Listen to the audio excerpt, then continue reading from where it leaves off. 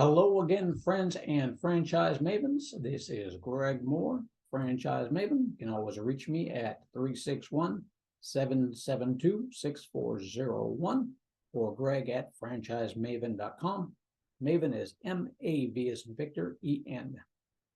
So this week we are on chapter 7, what to look for, specifically what to look for in those franchise disclosure documents. In our last chapters, we went through finding that perfect franchise for you, making a match, reviewing opportunities, narrowing down options, the investing process, attorney review, franchise documents, discovery day, and decision time. Now it's time to go more in depth on what to look for with a franchise disclosure document. What should you be looking for in a franchise disclosure document? You can go over to my website, franchisemaven.com, and you can review the franchise disclosure document guidelines there, or just reach out to me and I'll send you a copy of what to look for. So let's go through a few of them this week. So the FDD is what they abbreviate that as, items 1 through 4. So in the franchise disclosure document, there's about 23 items. You're going to be looking at those items 1 through 4 for background information on the franchise system itself, on the people who run that franchise. When we get to that point, and you're looking at that, you need to be comfortable with their backgrounds, making certain that they know what they're doing when it comes to either franchising, the industry, or both. Also, within numbers 1 through 4, it's going to be listing litigation and potential bankruptcy history. We don't want to see any litigation or bankruptcies at all, of course. It's not a good sign when we see those, obviously. Now, although with litigation, generally speaking, the more franchises you have, the chances that you're going to have somebody go through litigation increases. So if you've got 500 or 1,000 franchisees, it's very likely somebody was going to sue them for something at some point in time, unfortunately, but it's just the nature of things. Look at that and get information on what happened, how it was resolved, and make sure there's no other major problems going on that. So when you look at that, you see the litigation, find out what went on, find out the details of it. We don't want to see a lot of litigation from franchisees suing the franchisor on that. When we see too many of those, and we move on to another franchise. Obviously, as a franchise consultant, if we hear about those or if we see those happening too often, I'll never present it. And no good franchise consultant will present that to you. So generally speaking, you won't see those in the disclosure documents. But assuming you're doing this on your own, if you do it on your own without a franchise consultant, look for that and make certain that the answers you get are to your satisfaction, and you're okay with that. FDD items 5 through 9. Items 5 and 6 are fees charged by the franchisor. It's fairly self-explanatory there on that one. Just make sure that you know what the fees are and you're comfortable with those fees and get any explanations on them that you need to your satisfaction. Item 7 is an important one because that's going to be the estimate of the investment required to establish the business. Now, the total investment is going to vary depending on the type of franchise and location. So the FDD will break down that total investment of who you pay what to and when on there. It's going to vary because it depends on the cost of items within your area. So if you're opening up a restaurant in the middle of New York City, it's obviously, or San Francisco, a big city, it's obviously going to be a little bit more than if you were to open it where I live or in Lincoln, Missouri, where the cost is very, very low. Of course, you probably won't be opening it here because there's not a lot of people here. That's why the costs are going to be a lot lower. But that's what the variance is on that, just depending on the cost of everything, lease, equipment, to get that business up and running on there. Go through that and make sure you're comfortable with that as well, and you have a clear understanding of what the total investment will be. Item 8 is going to give you restrictions on purchasing products to be used and sold in the unit. Again, that just depends on if you're selling things or not, and where you get the products from on that one. A lot of services industries, well, some of the service industries will have products as well. If you're doing kitchen remodeling or garage remodeling, there's going to be certain products they want you to sell. They want everything to maintain the same throughout every single franchise on that. Restaurants are obviously those, they want to maintain the quality of the products on those. So there would be restrictions on there. Make sure you know what they are, make sure you're comfortable with them. On that one, item 8 is going to give you restrictions on purchasing products used and sold. So there'll be some things that you cannot do. So be familiar with some things that you are allowed to sell and some things you're not allowed to sell in case you decide to to go out and do something on your own or different on that one. Always check with the franchise first. Items number 10 and 11. Item 10, franchisor financing if available.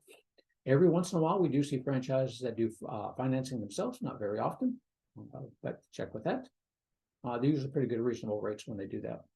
Item 11 is the summary of the service the franchisor provides relative to the franchise, including training, site selection, marketing, and technology systems.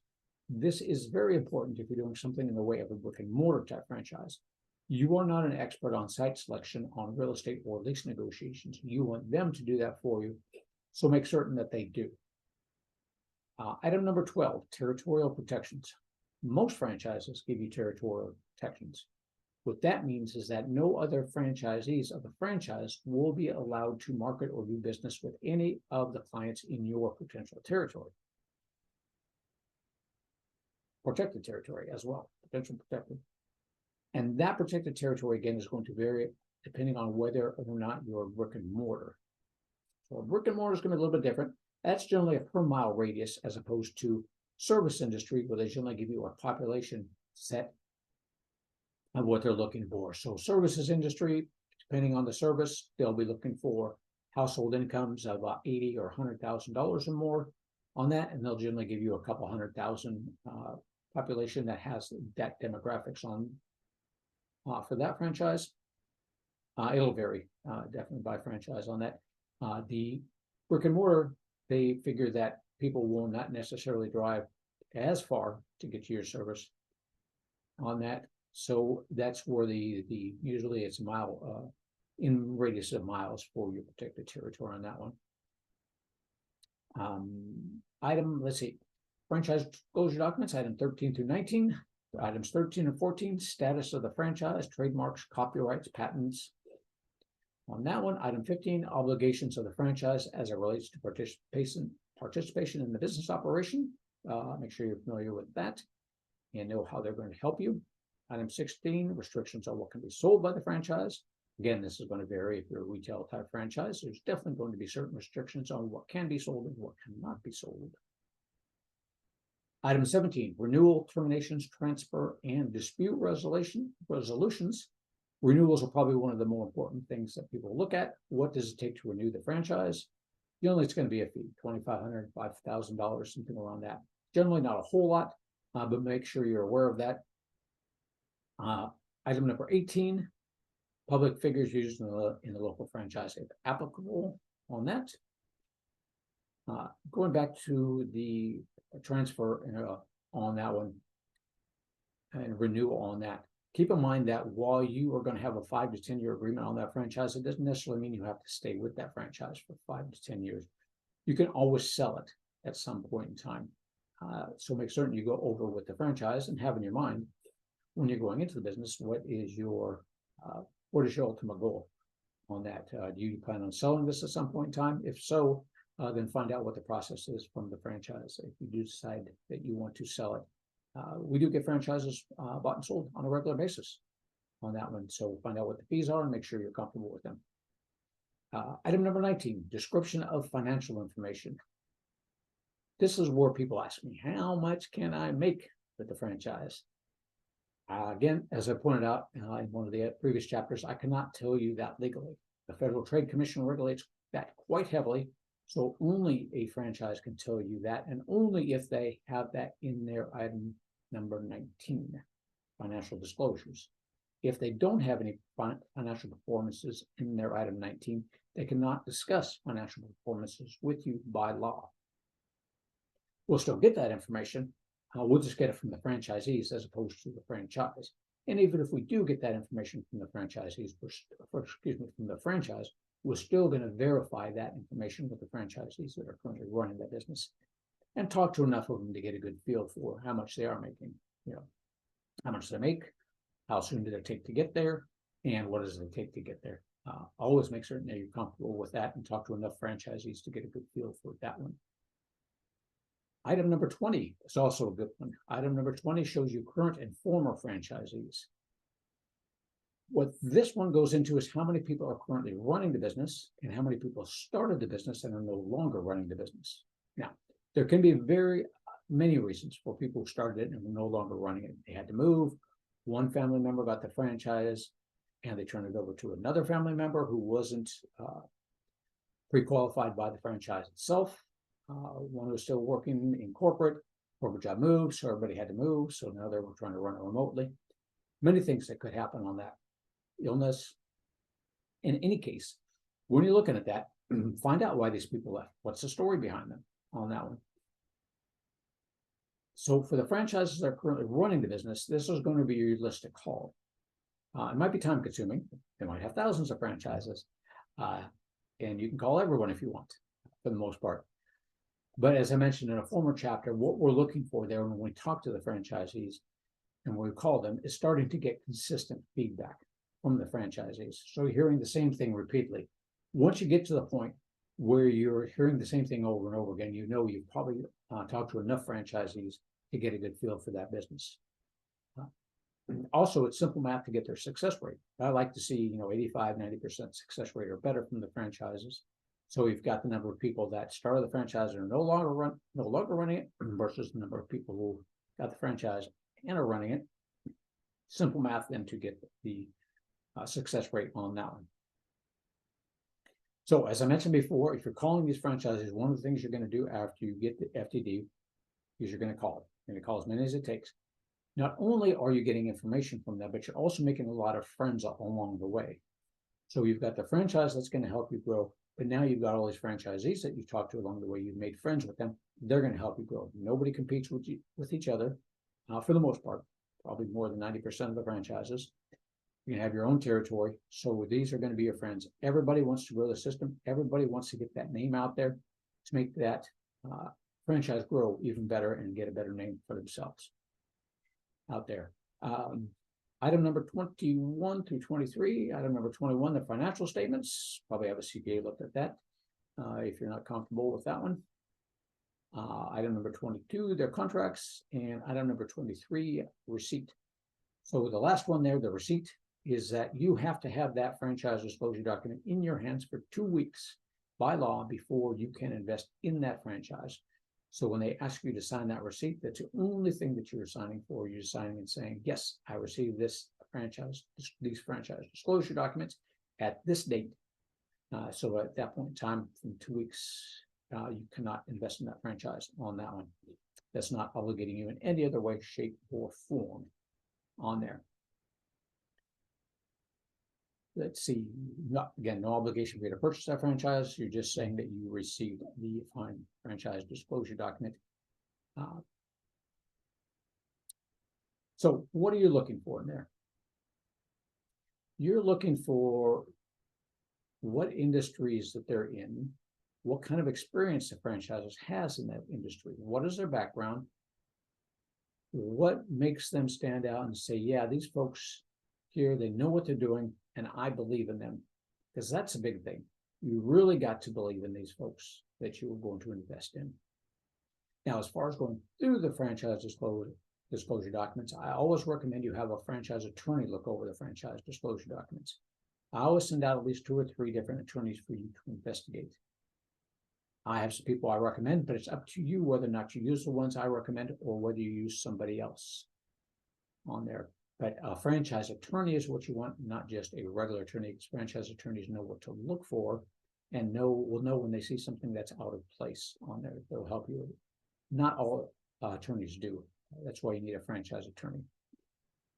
So after you go through all those franchise disclosure documents, you're going to be able to talk with all the franchisees who are currently running their franchise business. You want to go through the process for the franchisors, the franchise itself, all their processes as far as how they get you clients, how are they going to help you generate the business, how are they going to help you increase your profits and increase your bottom line. All those things that you're looking for there. So most important factors is getting clients, getting employees, how to make money at the business. So that's what it's all about. If you're in the service industry, you want to look at how they're going to help you get workers as well, getting employees on that one, depending on the type of the service industry itself. Some of them are going to be pretty simple, non-skilled workers. Some of them are going to be more skilled workers. So how are they going to help you find the more skilled workers? Plumbers, electricians, HVAC people, something to look at. So a lot of the franchises in the service industry, you're not going to be doing that work yourself. The home services, like, tuning up kitchens or redoing garages, that's not your role. You have people that are going to want to do that. You're going to be going out and talking to clients, or you're going to hire somebody to go out and talk to clients if you're going to do this semi-absentee. What you're looking for in a great franchise system is one that's going to get in there and help you get everything that you need about that. How do you go about getting workers? Make certain that it's outlined in their process and the steps and the franchise disclosure documents. Make sure they have a process if you need contractors or employees for what you're doing. You want to work with the clients or hire somebody to do it if you're doing semi-absentee, and you want to turn the actual work over to somebody else. You want to work on the business, building that business up, as opposed to working in the business, doing the actual work. Now, true most of the time, but not always. A lot of my clients, no, not a lot, but quite a few of my clients actually want to do the work themselves. So I get some of those. They want to do everything. They just want the whole business to themselves. You can do that. There are many franchises out there where you can do the business yourself and do everything if you don't want employees. But for the most part, franchises like you to build the business up and want somebody else working actually in the business there. So that's the difference between doing it yourself and doing it semi-passive. Different franchises will allow you to do it semi-passive. When you come to me and we start talking through things, we'll find that out, whether or not you want to do something, whether you want to be the one that's a project manager, whether you want to be the one that's talking with the clients and doing that, or whether you'd rather hire somebody else doing it. If you're going to run it semi-passively, are there any restrictions in the franchise disclosure documents? Can you hire a manager? Things to look for if you're doing it yourself. If we're doing it together, I will already know that, which ones will allow you to do it semi-passive on that. And I'll only bring the franchises to you that are semi-passive. At any rate, what we're looking for there is a lot of good systems and process in place to get you the clients, to help you get the employees, because those are the two most important things from your standpoint. And then if you are looking at a brick and mortar location where you have to have A+ real estate location, you've got to have a good real estate team. The franchise has got to have that on there that's going to go find the real estate for you and is going to do the lease negotiations as well. All right, so that was a lot of information there. If you have any questions on the franchise disclosure documents, don't hesitate to reach out to me on that one. Next week, we're going to go over negotiations, what can be negotiated and what is generally cannot be negotiated on that. So we'll go over a few of those details. If you have any questions, don't hesitate to reach out, 361-772-6401 or greg@franchisemaven.com. Greg@franchise. Maven is MAV as in Victor, EN.com. Until next week, everybody have a great week out there.